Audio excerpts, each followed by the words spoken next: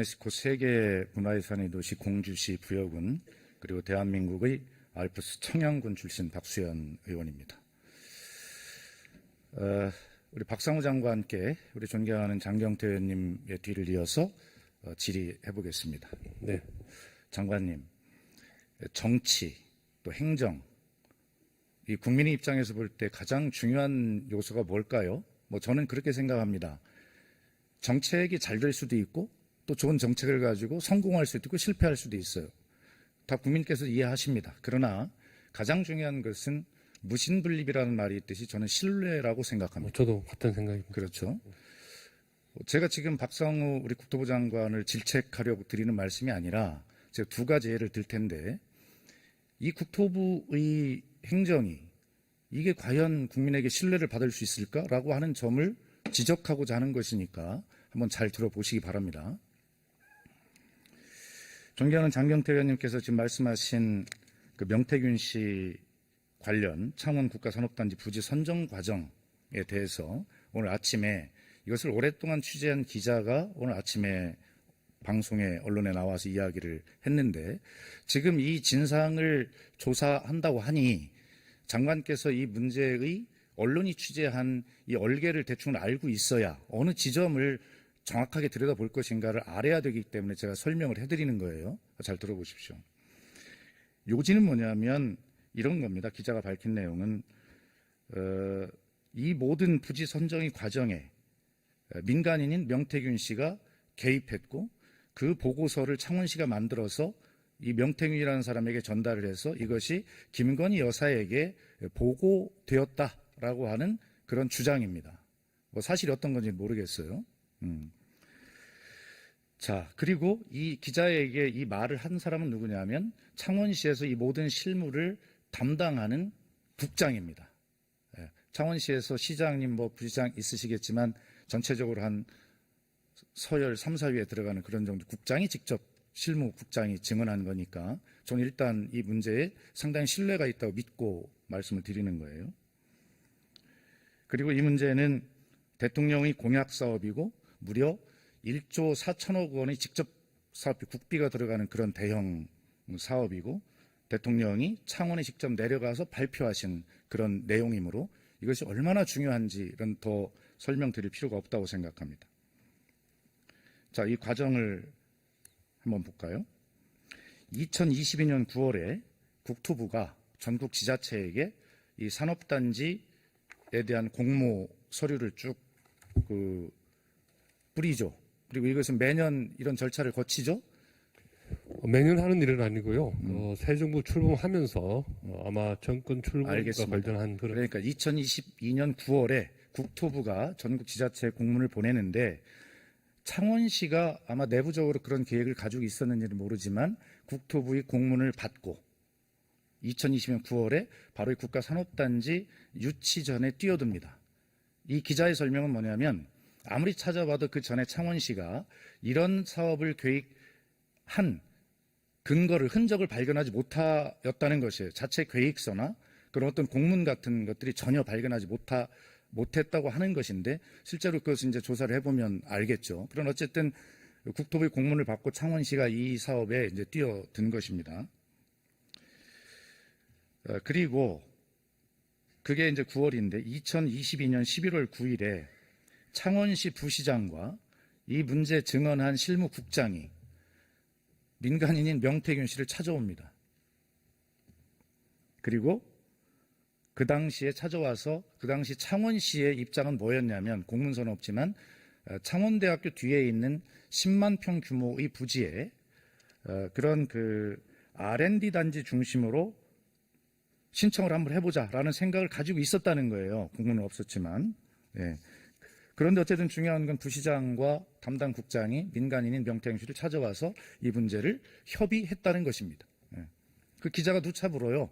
명태균 씨와 협의한 것이냐. 그래서 협의했다 이렇게 이야기를 하고 있습니다. 자, 그래서 10만 평 규모로 R&D 단지를 생각하고 있었다는 것인데, 그해 22년 11월 초에 박완수 경남지사가 직원 조회에서 무슨 산업단지를 10만 평 규모로 하냐. 한 200만 평 규모는 돼야지. 이렇게 발언을 하셨다고 합니다. 그래서 박완수 지사가 200만 평 지시한 후 며칠 있다가 창원시 공무원들이 다시 명태균 씨를 다시 찾아갑니다. 10만 평에서 200만 평으로 늘으니까 그걸 다시 협의하려고 했던 모양이죠. 그래서 어떻게 되냐, 이 10만 평 규모가 결과적으로 300만 평 규모로 늘리는 협의를 했다고 합니다. 그때 이 창원시의 의견은 뭐냐면, 창원시 북면이 있는데 그게 한 200만 평 규모가 된다는 거예요.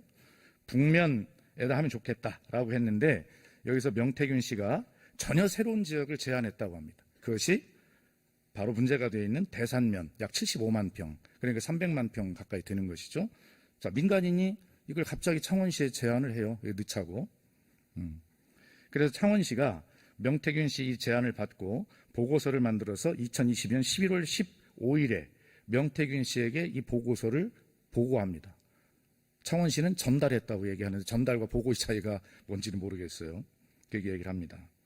자, 그로부터 정확히 8일이 지난 후에 지금 장관께서 말씀하신 국토부 실사단이 창원에 내려옵니다. 물론 명태균 씨가 그 현장에 먼저 가서 기다리고 있었죠. 그렇게 됐어요. 그리고 결과적으로 창원시가 국토부에 제출한 공식 문서가 있을 텐데, 이 명태균 씨가 8일 전에 이 보고서를 먼저 받았다는 결론에 도달을 할 수 있습니다. 그리고 국토부 실사단이 돌아간 후에 창원시가 이제 관계부처 협의를 해야 되니까 농림부를 가서 만납니다. 그런데 만나자마자 농림부는 뭐 협의할 것도 없이 100% 불가하다는 판정을 그 즉시 내리게 되죠.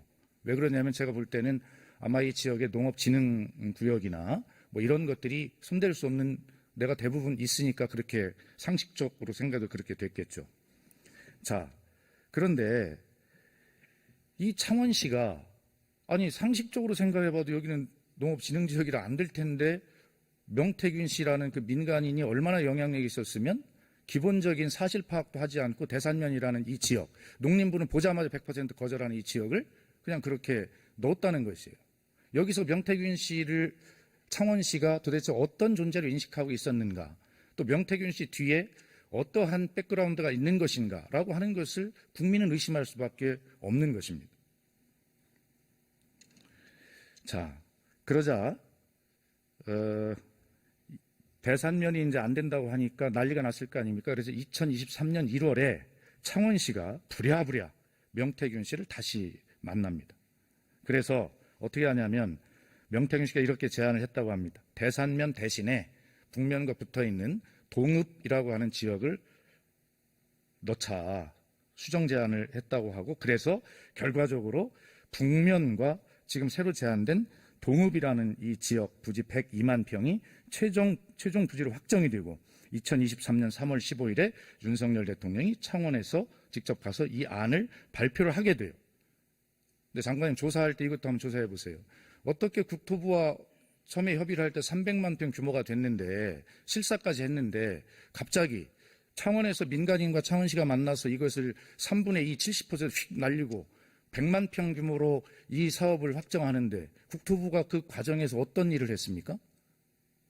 국토부는 어떤 작용을 했길래 대통령께서 3분의 2 부지가 확 날아간 이것을 대통령에 가서 발표를 합니까? 의원님 죄송하지만 말씀 중에 잠깐만요. 어쨌든 이 문제는 제가 오늘 아침에 이걸 오랫동안 취재한 기자가 나와서 이야기한 내용의 줄거리를 말씀을 드렸으니까 여기서 장관과 제가 서로 지금 내용을 모르고 이 문제를 진위를 가지고 공방할 필요는 없어요. 그러니까 장관,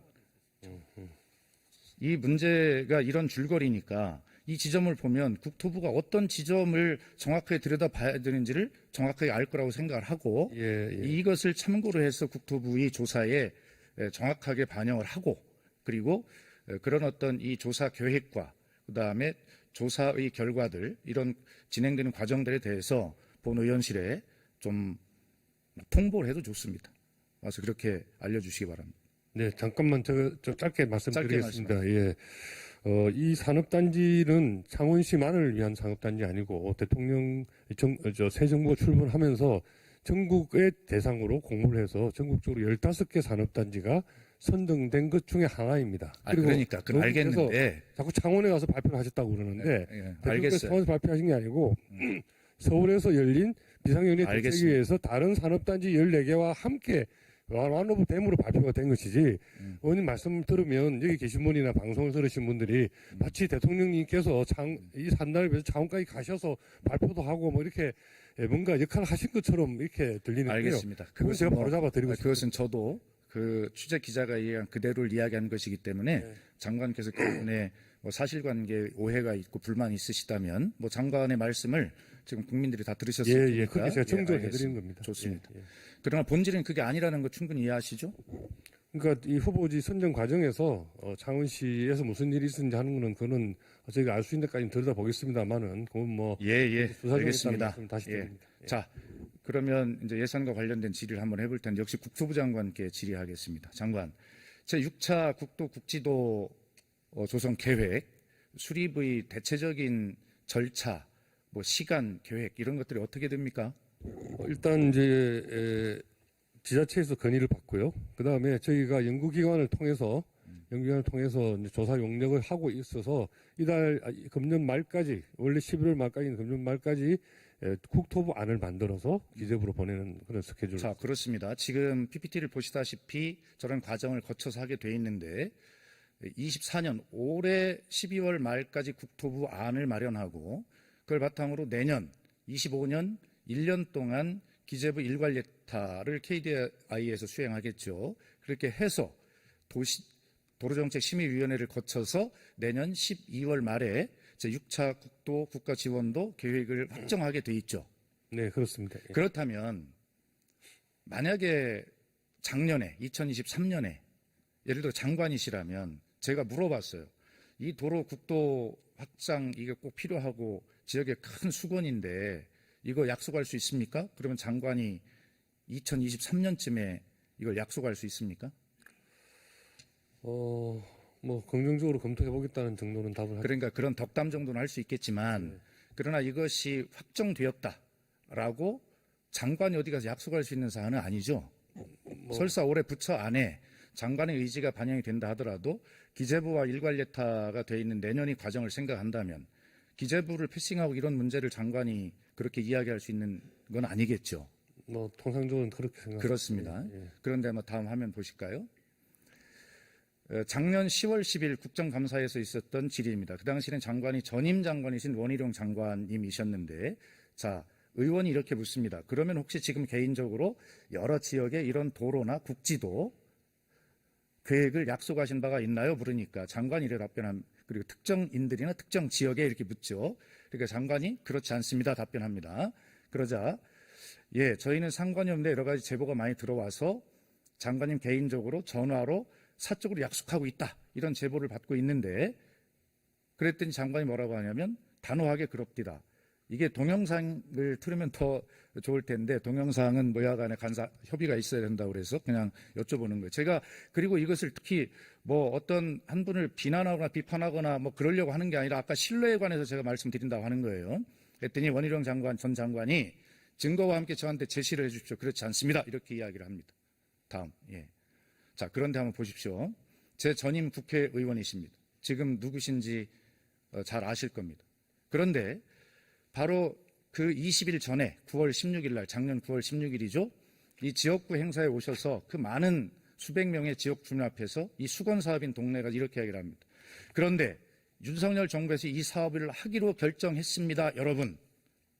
원희룡 국토부 장관이 저에게 직접 전화를 걸어서 제6차 국도 국지도 사업에 유구 아산제 39 국도 하포장 사업을 집어넣겠다라고 약속했습니다. 여러분. 이렇게 얘기를 해요. 큰 박수를 받습니다. 그리고 그 다음에 있는 또 다른 행사에 가서 또 그 지역인데 또 이렇게 얘기해요. 그런데 지금 윤석열 정부에서 결심을 하겠다고 합니다. 여러분. 그래서 제6차 국도 국지도 계획에 유구 아산제 39 국도 확포장 사업을 넣겠다는 거예요. 그래서 아마 윤석열 정부에서 약속을 꼭 지켜낼 것이라고 믿어 의심치 않습니다. 이렇게 이야기를 합니다. 자, 저게 있고 나서 아까 먼저 보신 국감에서 원희룡 장관에게 질의를 했고 원 장관은 그런 일이 없다라고 그렇게 답변을 했어요. 그런데 이 원 장관이 그로부터 한 달여가 또 지난 국감에서 그렇게 이야기를 해놓고 한 달쯤 지난 2023년 11월 20일 그 동네에 와서 지역 주민을 저렇게 모아놓고 국토부 장관이 이렇게 이야기를 합니다. 국토부 안을 짜서 기획재정과 협의를 거쳐 도로계획에 확정하여, 저까지는 원론적인 아까 장관이 이야기한 그런 과정을 이야기하는 것 같죠. 정상적으로 계획에 반영될 수 있도록 확정적으로 가고 있습니다. 이게 뭐 하는 짓입니까? 지역 주민들이 드디어 수십 년 우리 수건이 이루어지는구나 라고 정말 꿈에 부풀어 있습니다. 지금 이 순간까지도 그래요. 그런데 정확히 한 달 후에 원희룡 장관은 국토부 장관을 퇴임합니다. 먹튀가 있어도 이런 먹튀가 있습니까? 장관이 지금 이 문제에 대해서 답변할 수 없다는 거 잘 알고 있습니다. 그런데 장관, 네. 정치 행정이라고 하는 것은 신뢰가 가장 문제이고 또 책임이라고 생각합니다. 설사 저 당시 총선을 바로 100여일 앞두고 정치적으로 이용하기 위해서 저런 주민을 상대로, 저건 사기입니다. 사기를 치고 거기에 국토부 장관이 부안해동하고 분명하게 제 전임 국회의원이 거짓말을 했거나 원희룡 정 장관이 국감에서 허위 증언을 한 것입니다. 제가 경쟁하던 입장에서 보면 이 문제를 바로 고발하려고 생각도 해봤고 고발할 수 있는 내용입니다. 법적인 검토 다 거쳤어요. 그런데 차마 설사 거짓말이라 하더라도 꿈에 부풀어 있는 지역 주민들의 그 희망에 제가 찬물을 끼얹을 수 없어서 고발을 하지 않았습니다. 이제 시간이 공직선거법 위반 6개월 시한이 다 지났으니까 제가 지금 말씀을 드리는 것입니다. 제가 정진석 전 국회의원, 대통령 비서실장 현직을 비난하거나 그러려고 하는 것이 아닙니다. 원희룡 전 장관을 비난하기 위한 것도 아닙니다. 정치인들이니까 그럴 수 있다고 100번 이해합니다. 그런데 저 과정에서 우리 국토부가 한 행위는 무엇입니까? 그 당시 수행했던 국토부 국장이 있을 거 아닙니까?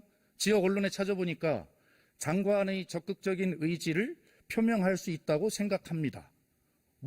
정말 궁색한 답변을 지역 언론 인터뷰에 합니다. 제가 오늘 장관께 말씀드리는 것은 이런 것입니다.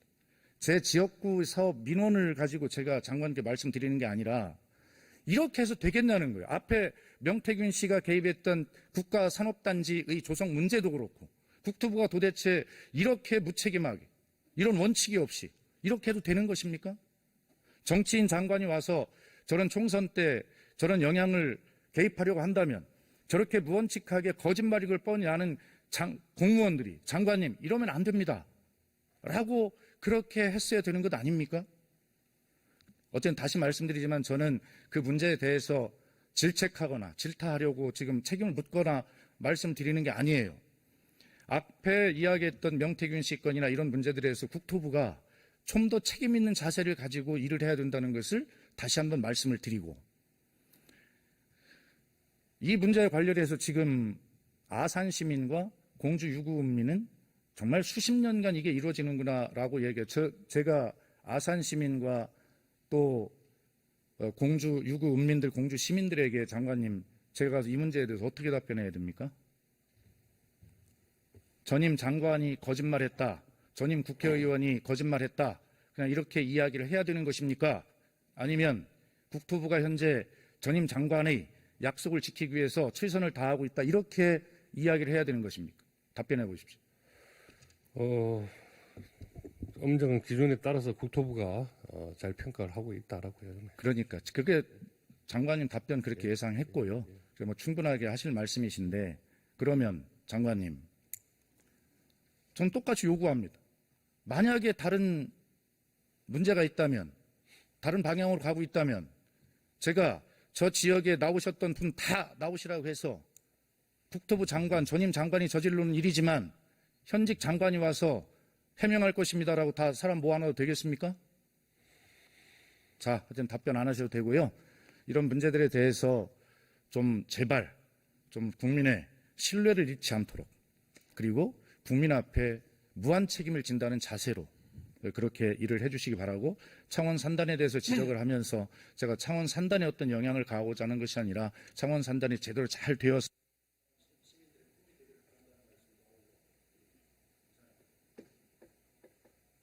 네, 박수현